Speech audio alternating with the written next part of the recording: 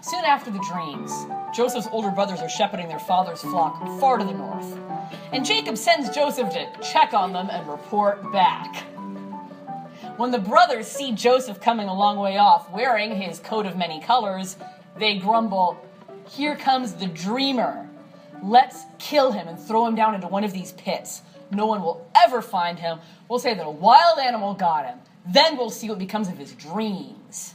Reuben, the eldest, is the only one that seems to object. He tries to talk them down.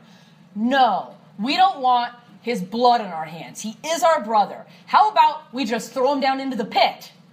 So they do. Reuben has every intention of coming back for Joseph later on. But in the meantime, they tear Joseph's coat off his back and throw him down into the pit. Then they sit down for a meal, and over Joseph's crying and screaming and begging, "Let me out of here," they try and think what in the world they're going to do next. Just then, a caravan comes down the road, and Judah, son number 4, says, "How about we sell him as a slave? We'll get him off our hands, we'll be rid of him, his blood won't be on us." They all think that's a great idea. They pull Joseph up from the pit and sell him to the traveling merchants for 20 pieces of silver. If you're looking for parallels to the life of Jesus, realize that Joseph has just been abandoned by the 12, betrayed by Judah, and sold for a bag of silver. Judah and Judas are the same name, just translated differently in Greek and Hebrew. The brothers, after they sell Joseph into slavery, they kill a goat, dip Joseph's coat in its blood, and go home and present to Jacob saying, "Is this Joseph's robe?"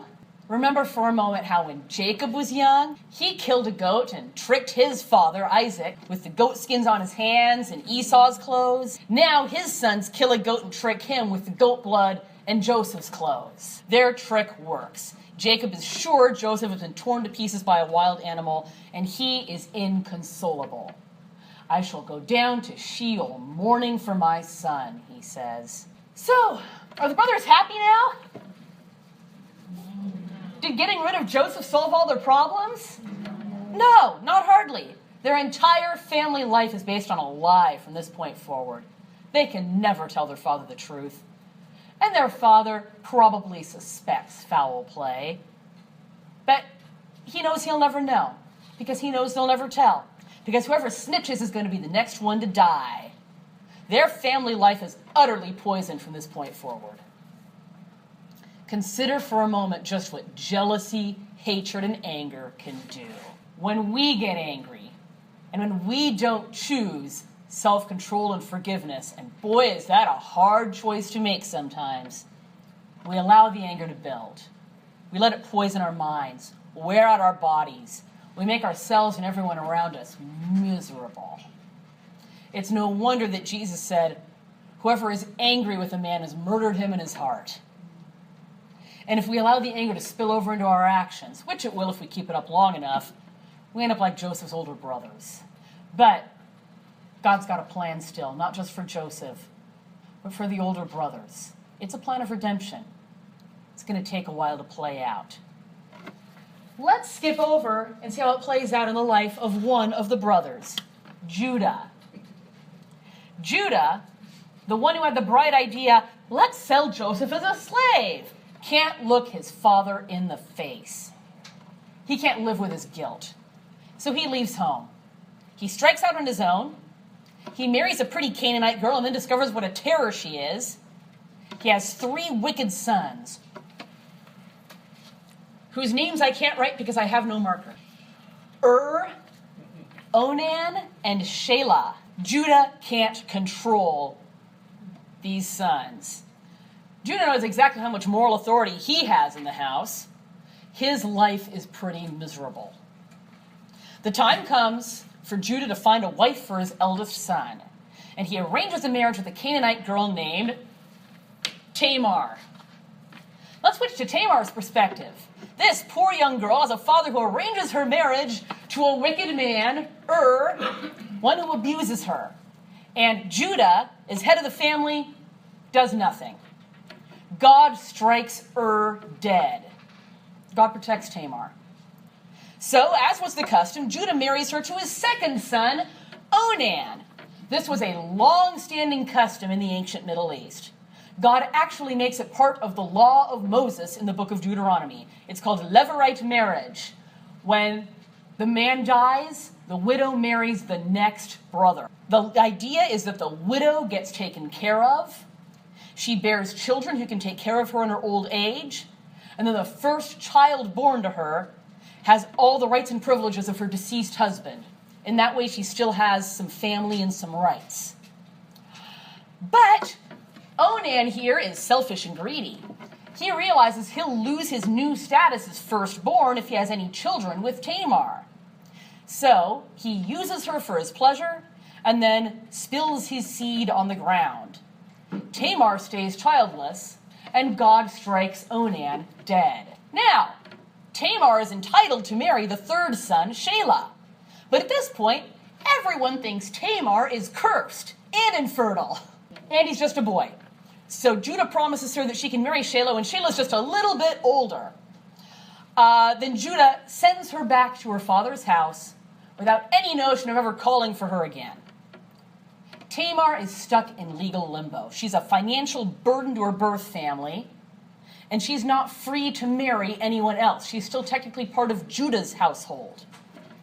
After waiting for years for Judah to make good on his promise, she realizes he's never going to give her her husband.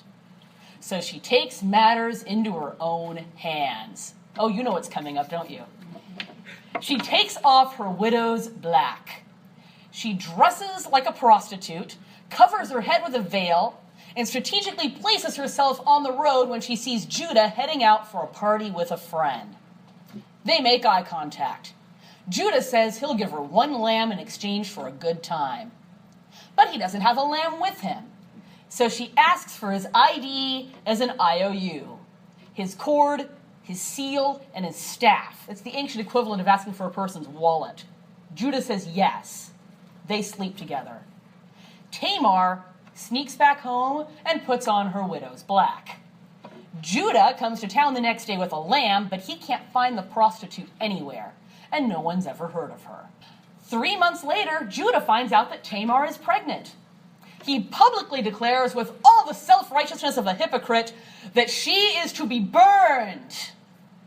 As she's being dragged from her home, Tamar sends a messenger to Judah with his cord, seal, and staff with the message, "I am pregnant by the man to whom these belong." Now, she calls him out quietly. She sends this by private message. Judah has a choice. He can cover up his crime. He can dig his grave deeper. He can condemn Tamar and his unborn child to death. Instead, he makes a major course correction. He humbles himself. He says publicly, "I wronged this one by not giving her Shelah. She is more righteous than I."